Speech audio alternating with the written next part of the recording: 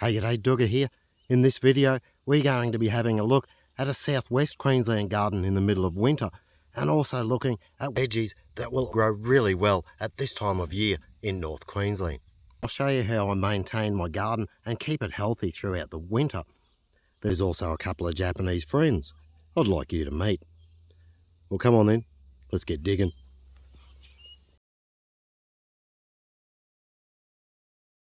I'd like to introduce you to my new mate in the garden. This is called Ha daikon.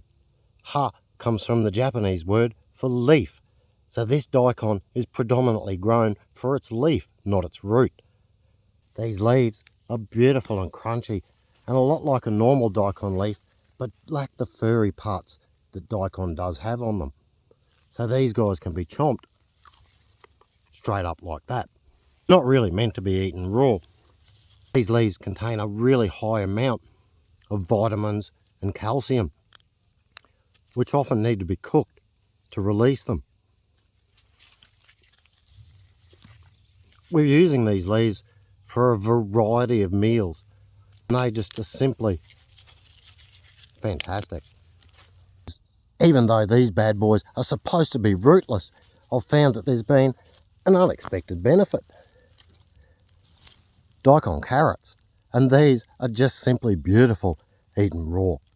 Sliced up or diced up in a salad, and these are just sensational. The Ha daikon is a really versatile plant that has grown easily through all of the cold nights that we've had here in Cambodia. This is another first for a Japanese veggie that I've grown. This is a version of nanohana, a type of canola. What's different about this little beauty is that its stems taste a bit like asparagus. Kabu, or sweet turnip, is another Japanese vegetable that's perfect for growing up in North Queensland in June. Sweet and crunchy, and they also grow in a variety of colours. I've also still got a few rows of wasabi-na that are absolutely loving the frosts at night. These guys are so tasty, it's just unbelievable. Next to the wasabi-nas, I've got a row of komatsuna spinach.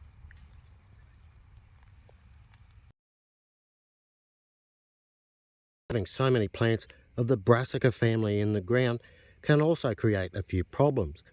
And in this case, most of the brassicas that I've planted have at some point or another been infested with these little grey aphids.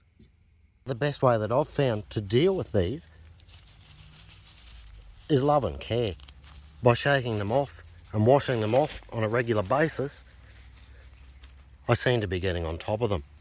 I've also just been through here and trimmed off any of the leaves that were partially dying, as the bugs really seem to love those leaves especially.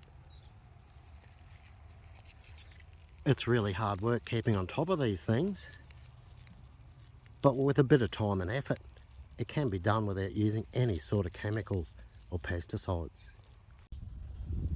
The grey aphids can be really troublesome and quite detrimental to your vegetables. And I'd also found that they were quite prevalent in North Queensland as well. Down here, they seem to use the colder months to hide amongst the vegetables, whereas up north, in the warmer periods of the year, they use it to absolutely swarm your plants and can quite easily overtake your garden. It's really important to keep on top of those little bad boys.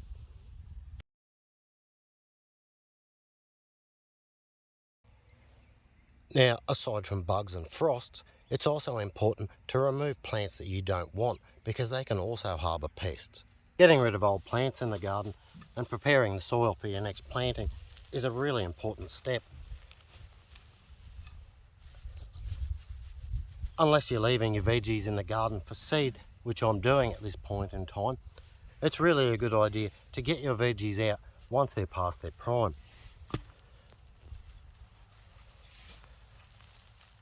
These have been quite damaged by frost and also have a few of the aphids in them as well.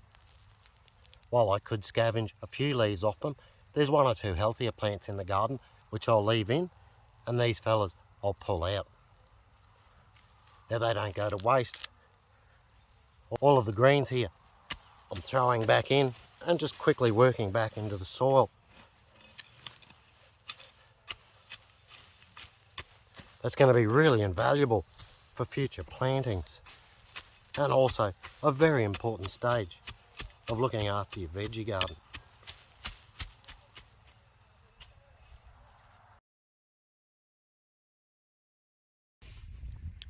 I have some lovely little patches of rocket growing down here, and these are a crop that will also thrive at this time of year in North Queensland. If you pick them young, the leaves will be mild and tasty. If you let them get to around this age, they develop a really pepperful flavour. My coloured Swiss chards are absolutely loving it down here as well, and just starting to produce a bunch of beautiful stems and leaves for us to use in the kitchen.